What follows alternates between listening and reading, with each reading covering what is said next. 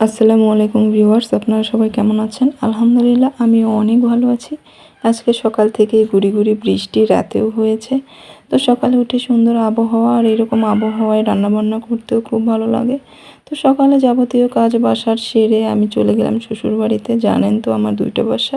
তো সেখানে গিয়ে রান্নাবান্নার কাজে সব কিছু আয়োজন করে নিয়ে আমরা রান্নার কাজে চলে গেলাম। রান্নাঘরে আসলে বৃষ্টির সময় আমরা রান্নাঘরে এত বেশি রান্নার যাবতীয় জিনিস রেখেছি। খড়ির চুলায় রান্না, জানেন তো আশেপাশের পরিবেশটা এই জন্য খুব একটা ভালো নেই। আর আজকে আমরা রান্না শেষ করে পিঠা বানাবো। আর এদিকে দেখেন আমার মেয়ের কাণ্ড, ছাগলের সাথে খেলছে। ছাগল ওর সঙ্গে খেলছে না, দুষ্টামি করছে, জন্য ছাগলকে মারছে। এগুলোই ওর সারাদিনের কাজ কারবার। তো এরপর আমরা পিঠা বানাতে বসে গেলাম সবাই, শাশুড়ি, দেবর, যা আমার দেবর একটু শৌখিন টাইপের। তো আমরা হাসাহাসি করছিলাম, অনেক গল্পগুজব করছিলাম আর পিঠে বানাচ্ছিলাম। ভালোই লাগতেছিল এরকমভাবে পিঠা বানাতে। আর এরকম যৌথ ফ্যামিলিতে থাকতে আসলে খুব মজা, যাদের আছে তারাই খুব ভালো জানবেন আসলে।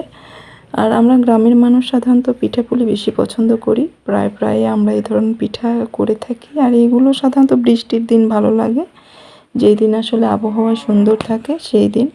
মেহমান আসলে এরকম টাইমে আসলে পিঠা এগুলো করতে ভালো লাগে। এগুলো পিঠা সাধারণত লবণ ঝালেরও হয়ে থাকে, আবার মিষ্টিও হয়ে থাকে। তো আমরা দুই জাতীয়ই করতেছি, একটা হচ্ছে লবণের পিঠা আর একটা হচ্ছে চিনির পিঠা, মিষ্টি পিঠা। আসলে সব যে যেটা ভালোবাসে খেতে। তো আমরা মজা করে করছি, বাচ্চারা সবাই এদিকে খেলাধুলা মজা করছে। সারাদিন পিঠা করতেই চলে গেল, এরকম একটা ব্যাপার। সকাল থেকে সবাই খাওয়া দাওয়া বন্ধ করে আমরা পিঠা বানানোর কাজেই লেগেছি। আসলে এরকম আবহাওয়ার সময়ে খাওয়া দাওয়ার কথা মনেই থাকে না। সবাই আসলে যে যার মতো ঘরে ফিরে বা যার কাজ থাকে সে কাজ করে। তো আমরা পিঠা বানাতে বানাতে এমন সময় হয়ে গিয়েছে, প্রায় বেলা 2টা বেজে গিয়েছে। তো আমার যা কাটতেছে, আমি মেখে দিচ্ছি, আমার শাশুড়ি ভরাই দিচ্ছে, আর আমার দেবর মুখটা মোড়াই দিচ্ছে। এই পিঠার নামটা হচ্ছে কানমুচড়ি পিঠা। তো কানমুচড়ি পিঠা খেতে খুবই ভালো লাগে, যারা খেয়েছেন তারা অবশ্যই জানবেন। তো আমার দেবর বসে থেকে বানাচ্ছে, আমরা খুব মজা করছি, হাসাহাসি করছি, আমার শাশুড়িও আছে।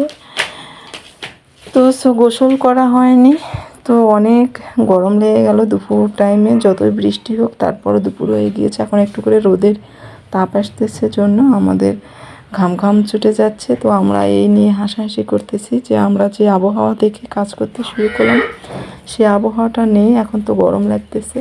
এরপর আমাকে পাঠিয়ে দিল রান্নাঘরে পিঠাগুলো ভাজার জন্য, আর আমি ভাজতেছি আর সেখানে খাচ্ছি, কারণ আমরা তো ভাত খাইনি সকালে, যার কারণে প্রচুর খিদে লেগেছে। পেটের মধ্যে একেবারে ইঁদুর দৌড়াদৌড়ি করতেছে যাকে বলে। এটা হচ্ছে আমার মেয়ের ডায়লগ। আমার মেয়ের ক্ষুধা লাগলে একটুতেই সে বলে যে আম্মু আমার পেটের মধ্যে ইঁদুর দৌড়াদৌড়ি করতেছে। তো আজকে দেখতেছি বাস্তবিক আমার পেটের মধ্যেই মনে হচ্ছে ইঁদুর দৌড়াদৌড়ি করতেছে। এখানে আমি আসলে ভাজতেছি আর আমার পেটটা ভরাচ্ছি, এদিকে গামলাটা ভরতেছে না। কী করার কিচ্ছু নেই। আমি মিষ্টিগুলোও খাচ্ছি, ঝালগুলোও খাচ্ছি। এরকম করতে করতে এক পর্যায়ে দেখা যাচ্ছে যে আমার খাওয়ার কারণে গামলাটাই ভরবে না, এরকম মনে হচ্ছে যে আমি এত বেশি খেয়ে ফেলছি। তো এরপর ভাজা শেষ হয়ে গেল। ভাজা শেষ হতে হতে প্রায় বেলা 3টা বেজে গিয়েছে, সূর্য উঠেছে একটু একটু। তো এরপর ভাজা শেষ, আমি ঘরে নিয়ে গেলাম। ঘরে নিয়ে গিয়ে শাশুড়িকে দিব। আসলে শাশুড়ি সব কিছু আমাদের আবার আমরা আমাদেরকে ভাগ করে দেয়, আমরা সেগুলো নিজের নিজের ঘরে নিয়ে গিয়ে খাই। তো শাশুড়ির ঘরে নিয়ে গেলাম। এখানে আমাদের সব কিছু, এদিকে আমার যা ঘরটরগুলো পরিষ্কার করে নিচ্ছিল। এরপর আমি এসে গোসল করে দুপুরের খাবারটা খাচ্ছি। আর আমার মেয়ে দেখেন, আমার মেয়ে সব সময় আমার চুল আঁচড়ায় দিবে, আমার চুলে তেল দিয়ে দিবে, এইরকম ভাব করে, মনে হচ্ছে কত বড় হয়ে গিয়েছে।